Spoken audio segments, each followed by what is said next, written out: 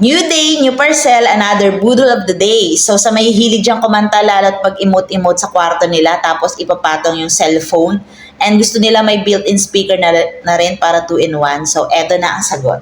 Ang latest trend, ang cellphone holder na merong built-in speaker. So nandito na Type-C ang kanyang charger and then pwede mong lagyan ng USB or hard drive para sa mga music na gusto mo. And then nandito ang on and off. And may libre nga palang cord for charger.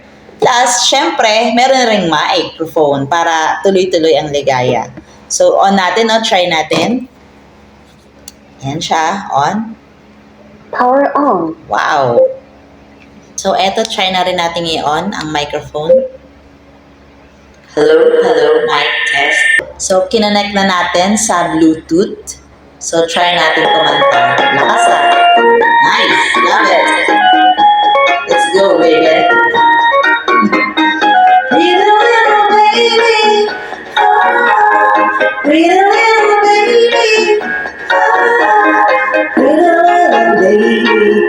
This ain't a baby, you've been thinking of me and trying to love me, pretty little baby.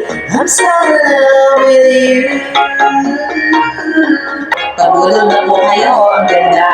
So, pwede po ikot-ikutin. Ay, sorry, nag-echo na natin. Love it.